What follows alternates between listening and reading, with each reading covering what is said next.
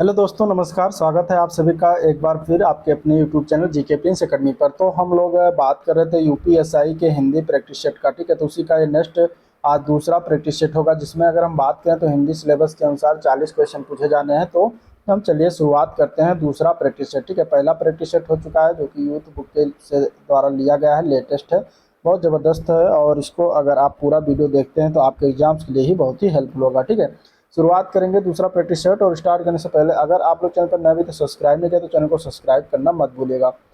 दूसरे practice set का पहला क्वेश्चन कुछ इस तरीके से दिया गया है यहाँ पे।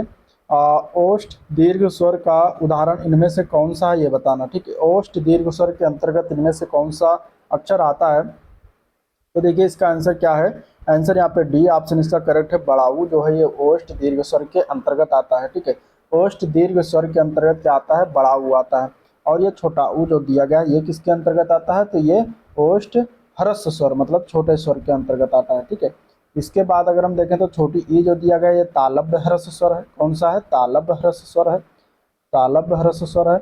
और यहाँ पे अगर देखें तो री जो दिया गया है ये किस प्रकार का स्वर है, तो ये मूर्धन्य मूर्धन्य ह्रस्व स्वर के अंतर्गत आता है। चलिए, भारत संज्ञा का कौन सा प्रकार, मतलब संज्ञा के रूप में भारत शब्द है, किस प्रकार का संज्ञा है या किस प्रकार के संज्ञा का उदाहरण है। तो भारत किसी भी व्यक्ति, अगर हम बात करें वस्तु की, व्यक्ति के, स्थान का अगर नाम बोध होता है तो वहाँ पे कौन सी संख्या होती है, तो वहाँ पे व्यक्तिवाचक संज्ञा होती है। तो यहाँ पे भारत या फिर राम, श्याम, सुरेश, गंगा, ये सभी किस प्रकार का, भारत हो गया, ऑस्ट्रेलिया है, ठीक है, जापान है, सभी क्या है, किस प्रकार का जो है ये व्यक्तिवाचक संज्ञा के अंतर्गत आता है। आंसर बी ऑप्शन इसका राइट हो जाएगा। अगले प्रश्न की तरफ बढ़ेंगे। पुस्तक रखी है, वाक्य में वचन कौन सा है। ठीक है, इसमें से बताना है कि ये किस वचन में वाक्य लिखा गया है। तो देखिए यहाँ पे आप देख सकते हैं एक वचन में लिखा गया है। आंसर ए पार्ट हो जाएगा। ठीक है, इसमें क्या है, एक वचन। अगर इसका बहुवचन बनाएंगे तो क्या हो जाएगा, पुस्तकें रखी हैं, तो ये बहुवचन होता है। आंसर ए पार्ट राइट है। चलिए, हिंदी में कुल कितने सर्वनाम की संख्या है। तो हिंदी में सर्वनाम की संख्या टोटल अगर देखें तो 11 है। आंसर सी ऑप्शन इसका राइट है। ठीक है, छोटा बड़ा, छोटी बड़ी, सॉरी वो तो स्वर हो गए। सर्वनाम उन शब्दों को कहते हैं जिनका प्रयोग हम संज्ञा के स्थान पर कहते हैं, जैसे मैं, हम, तुम, ये, वो, सो, आप, जो, कौन, ये सभी क्या हो जाते हैं, आपके सर्वनाम हो जाते हैं। चलिए, क्वेश्चन नंबर 5 है, मोहन बाजार पहुंच गया, इस वाक्य में क्रिया का कौन सा प्रकार है। बताइए इसका आंसर क्या हो जाएगा। मोहन बाजार पहुंच गया, तो इसमें देखेंगे अगर तो आंसर क्या हो जाएगा, यहाँ पे डी ऑप्शन राइट है, सकर्मक क्रिया का उदाहरण। ठीक है, सकर्मक क्रिया क्या है, अगर यहाँ पे हम देखें तो यहाँ पे कर्म क्या है, तो बाजार, यहाँ पे कर्म है, पहुंचना क्रिया हो जाएगा। तो जिस वाक्य में क्रिया का परिणाम कर्म पर पड़ता है वहां पे सकर्मक क्रिया होती है। तो आंसर डी ऑप्शन इसका राइट है। चलिए, अत्युक्त शब्द में कौन सा उपसर्ग है ये बताना है। क्वेश्चन नंबर 6, अत्युक्त शब्द में अगर हम देखें तो उपसर्ग जो लगा हुआ है वो है अति उपसर्ग। आंसर बी ऑप्शन इसका राइट है। ठीक है, अति उपसर्ग लगा, उपसर्ग जो होता है मूल शब्द के पहले लगता है। तो यहाँ पे आंसर क्या है, बी पार्ट करेक्ट हो जाएगा। चलिए, अगला क्वेश्चन है, तिरंगा शब्द में कौन सा समास है। बताइए इसका आंसर क्या हो जाएगा। तिरंगा शब्द में कौन सा समास है, तो तिरंगा शब्द, अब देखिए तिरंगा शब्द जो दिया गया किस प्रकार का समास का उदाहरण, तो द्विगु समास। द्विगु समास क्यों, द्विगु समास की परिभाषा ये कि जिस समास में पहला पद जो है वो क्या आ जाए, संख्या आ जाए। पहला पद क्या हो जाएगा, संख्या आ जाए, और जिसके समस्त पद से समूह का बोध होता है वहाँ पे द्विगु समास हो जाए। जैसे द्विगु समास में तिरंगा में हो गया। दुगुना शब्द ये भी द्विगु समास का है। त्रिभुवन, पंचवटी, ये सभी क्या है, द्विगु समास के उदाहरण है। चलिए, क्वेश्चन नंबर 8 है, इनमें से कौन सा शब्द आचरण का शब्द का अर्थ नहीं। आचरण का इनमें से कौन सा अर्थ, तो आचरण व्यवहार होता है, आदत भी होता है, चाल चलन भी होता है, आकांक्षा नहीं होता। तो यहाँ पे बी ऑप्शन इसका राइट हो जाएगा। नीचे दिए गए विकल्पों में से शुद्ध वाक्य की पहचान करना है। बताइए इसमें से कौन सा शुद्ध वाक्य में लिखा हो। मोर के पंख सुंदर होते हैं, पहला ऑप्शन है। दूसरा है मोरों के पंख सुंदर होते हैं। तो यहाँ पे देखिए मोरों के पंख जो दिया गया ये गलत है। मोर का पंख सुंदर होता है ये भी गलत है। मोरों ये भी गलत है। मोर का जो बहुवचन यही होता है, मोर। तो यहाँ पे आंसर ए पार्ट इसका बिल्कुल राइट है, शुद्ध रूप से लिखा, बाकी तीनों गलत हैं। अब क्वेश्चन अगला 10, 11, 12 जो आपके गद्यांश है, इस गद्यांश को आप लोग पढ़िएगा, कुछ इस तरीके से दिया गया वीडियो पास करके। और हम चलते हैं क्वेश्चन की तरफ। ठीक है, 10वां नंबर क्वेश्चन है, जोती गई जमीन किसके बराबर दी की जाती थी। तो गद्यांश को जब पढ़ेंगे तो आपका आंसर निकल के आएगा सी पार्ट, लकड़ी के पत्थरों से बराबर किया जाता। जर्मनी का मुख्य उद्यम क्या था। गद्यांश के अनुसार जर्मनी का मुख्य उद्यम हुआ करता था कृषि। आंसर यहाँ पे बी ऑप्शन राइट है। जंगलों को काटकर नया खेत बनाने में कितने साल लगते थे। तो आंसर यहाँ पे क्या हो जाएगा, 1-2 साल गद्यांश के अनुसार। ठीक है, चलिए अगला प्रश्न है, पीपर पात सरिस मंडोला, इस पंक्ति में मन शब्द क्या है। ठीक है, अगर हम बात करेंगे तो यहाँ पे अलंकार की बात हो रही। मन शब्द की अगर बात करेंगे तो ये क्या है, ये एक उपमेय है। ठीक है, क्या है, उपमेय। यहाँ पे कौन सा अलंकार है इस वाले वाक्य में, तो उपमा अलंकार है। कौन सा अलंकार है, उपमा अलंकार। यहाँ पे पीपर पात जो दिया गया है ये क्या है, ये उपमान है। ठीक है, पीपर पात क्या है, उपमान है। और इसके अलावा मन जो है उपमेय हो जाएगा। सरिस जो दिया गया है, सरिस शब्द यहाँ पे जो है वाचक शब्द बताता है, वाचक हो जाएगा। ठीक है, और इसके बाद सरिस के बाद डोला, डोला शब्द क्या है, साधारण धर्म है। ठीक है, तो आप जिन लोगों ने उपमा अलंकार पूर्ण रूप से पढ़ा होगा उनको ये सब समझ में आ रहा होगा कि क्या चीज़ें यहाँ पे चल रही हैं। चलिए नेक्स्ट क्वेश्चन है, पुष्टि मार्ग के प्रवर्तक कौन है। चलिए अगला प्रश्न बताइए, क्वेश्चन नंबर 14, पुष्टि मार्ग के प्रवर्तक का नाम क्या है, तो वल्लभाचार्य जी हैं। यहाँ पे आंसर क्या है, बी ऑप्शन इसका राइट है। ठीक है, कृष्ण दास और सूरदास जो दिए गए ये कृष्ण भक्ति काव्यधारा, कृष्ण भक्ति शाखा के सर्वश्रेष्ठ कवि हैं। ठीक है, रामानुजाचार्य इन्होंने अद्वैतवाद का प्रवर्तक इन्हें कहा जाता है। ठीक है, रामानुजाचार्य को। कृष्ण दास जो थे ये अष्टछाप के क्या थे, प्रमुख कवियों में से एक है।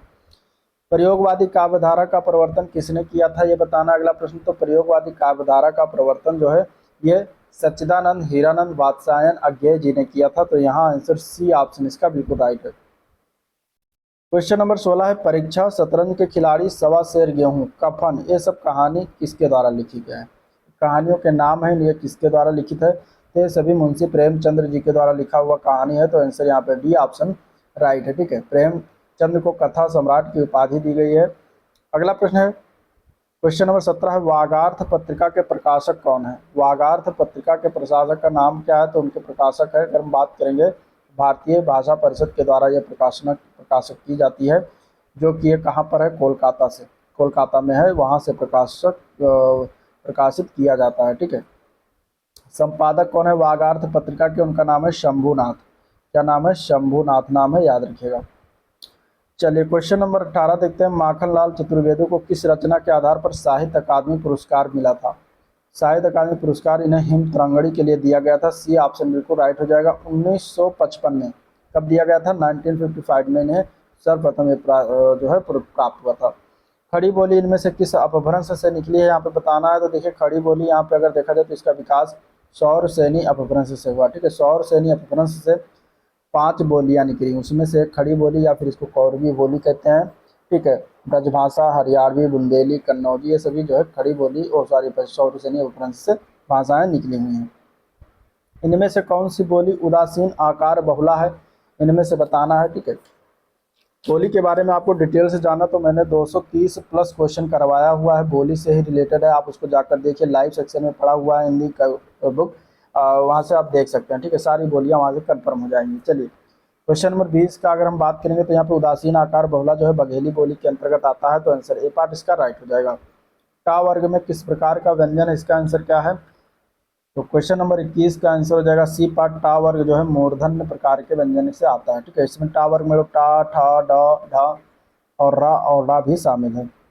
लेखक संज्ञा का कौन सा प्रकार है बताना अगला प्रश्न। तो लेखक जो है ये किस संज्ञा के अंतर्गत आता है। देखिए लेखक शब्द क्या है, जाति बता रहा, तो जातिवाचक संज्ञा हो जाएगा यहाँ पे। ठीक है, जहाँ पे किसी व्यक्ति, स्थान, वस्तु आदि के नाम के गुण, धर्म और स्वभाव का बोध हो, वहाँ पे जातिवाचक संज्ञा होती है। क्वेश्चन नंबर 23 है, इनमें से कौन सा शब्द पुल्लिंग नहीं है। ठीक है, पुल्लिंग शब्द को बताना यहाँ पे कौन सा नहीं है। तो देखिए भीड़ दिया गया, समूह पुल्लिंग होता है, झुंड भी होता है, दल भी होता है, लेकिन भीड़ जो है ये क्या होती है, स्त्रीलिंग शब्द होती है। ठीक है, भीड़ क्या है, स्त्रीलिंग शब्द होती है। तो यहाँ पे आंसर ए ऑप्शन राइट है। चलिए अगला क्वेश्चन है, निम्नलिखित में से एक वचन शब्द कौन सा है। इनमें से एक वचन शब्द, क्वेश्चन नंबर 24 बताना इसका आंसर क्या हो जाएगा। तो यहाँ पे नदी शब्द जो दिया गया ये एक वचन है। ठीक है, नदी शब्द क्या है, एक वचन है, बाकी यहाँ पे सारी चीजें जो दी गई हैं वो क्या है, बहुवचन है। क्वेश्चन नंबर 25 है, लव कुश का भाई है, इस वाक्य में कौन सा कारक है। कारक बताना 25 में। तो यहाँ पे देखिए अगर कारक की बात करें तो इसमें लव कुश का भाई है, का, की, के, रारी, रे, जहाँ पर आ जाए संबंध हो जाता है, तो संबंध कारक यहाँ पे आंसर है। ठीक है, संबंध बता रहा है। चलिए अगला क्वेश्चन है, क्रिया का मूल रूप क्या होता है। क्रिया का मूल रूप 26 की बात करेंगे तो धातु कहलाता है। आंसर यहाँ पे डी ऑप्शन राइट है। क्वेश्चन नंबर 27 है, विशेषणों की तुलना के आधार पर कितनी अवस्थाएं होती हैं। विशेषण की तुलना के आधार पर अवस्था की बात करेंगे तो 3 अवस्था होती है। कौन कौन सी होती है, तो एक होती है मूलावस्था, एक होती है उत्तरावस्था और एक होता है उत्तमावस्था। ठीक है, तो ये याद रखिएगा। चलिए क्वेश्चन नंबर 28 देखते हैं। अष्टादश पुराण है, इनमें से अष्टादश किस प्रकार का विशेषण है ये बताना है, ठीक है। अष्टादश शब्द यहाँ पे दिया गया किस प्रकार का विशेषण, तो यहाँ पे देख सकते हैं आप संख्या आ रही तो संख्यावाचक विशेषण हो जाएगा। आंसर ए पार्ट इसका बिल्कुल राइट है, ठीक है। चलिए क्वेश्चन नंबर 29 है। मेरे कुर्ता पजामा में 3.5 मीटर कपड़ा लगेगा, वाक्य में विशेषण पहचानना, इनमें से कौन सा विशेषण बात कही गई है। तो यहाँ पे अगर हम देखेंगे तो यहाँ पे 3.5 मीटर कपड़ा लगेगा, तो यहाँ परिमाण बताया जा रहा है तो परिमाणवाचक हो जाएगा, ठीक है। किसी वस्तु की नाप अथवा तौल अगर बताया जा रहा है तो वहाँ पे क्या हो जाएगा, परिमाणवाचक तो विशेषण हो जाएगा। तो 3.5 मीटर क्या बताता है, परिमाण बताता है। चलिए, बसंत के मौसम में पीले फूल खिलते हैं, प्रस्तुत वाक्य में विशेषण कौन सा इनमें से। पीले फूल खिलते हैं, प्रस्तुत वाक्य में विशेषण बताना है, यहाँ पे कौन सा हो जाए। क्वेश्चन नंबर 30 का आंसर क्या है, डी ऑप्शन, पीला शब्द क्या है, विशेषण है। क्वेश्चन नंबर 31, यथासंभव दूसरों की मदद करो, इस वाक्य में किस प्रकार के क्रिया विशेषण का प्रयोग किया गया है। तो यहाँ पे अगर देखा यथासंभव में तो रीतवाचक क्रिया विशेषण का प्रयोग किया गया है। यहाँ पे वाक्य में रीतवाचक क्रिया विशेषण का प्रयोग जिन शब्दों के द्वारा क्रिया के संपन्न होने की अगर बोध कराता हो तो वहाँ पर रीतवाचक क्रिया विशेषण होता है। जैसे कि अगर हम बात करेंगे तो ये आप देख सकते हैं, यथासंभव दूसरों की मदद करो, इसमें जो है क्या है, क्रिया विशेषण में रीतवाचक का प्रयोग किया गया है, ठीक है। अगला प्रश्न है क्वेश्चन नंबर 32, इनमें से तत्सम शब्द का चयन करिए। तत्सम शब्द इनमें से कौन सा हो जाएगा। क्वेश्चन नंबर 32 में देखेंगे तो यहाँ पे देखिए मुख्य शब्द जो दिया गया ये क्या है, तत्सम होता है। इसका तद्भव क्या होता है, तो इसका तद्भव होता है मुंह, ठीक है, मुंह होता है इसका तद्भव शब्द। और अगर हम बात करेंगे दांत तद्भव शब्द है इसका, तो तत्सम क्या होता है, तो दंत होता है। जीभ तद्भव शब्द है इसका, तत्सम क्या होता है, तो जिह्वा होता है, ठीक है, जिह्वा होता है। इसके अलावा कान का तत्सम क्या होता है, कर्ण होता है।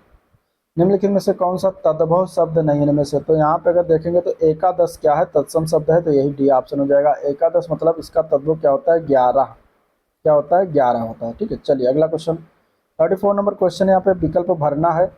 दोनों शब्दांश हैं जिन्हें मूल शब्दों से जोड़कर नए शब्दों का निर्माण किया था, वह कौन से दोनों शब्दांश हैं। तो यहाँ पे अगर देखा जाए तो वह हो जाएंगे उपसर्ग और प्रत्यय। क्या हो जाएंगे, उपसर्ग और प्रत्यय हो जाएंगे, ये दोनों शब्दांश हैं। यहाँ पे आंसर सी ऑप्शन इसका राइट है।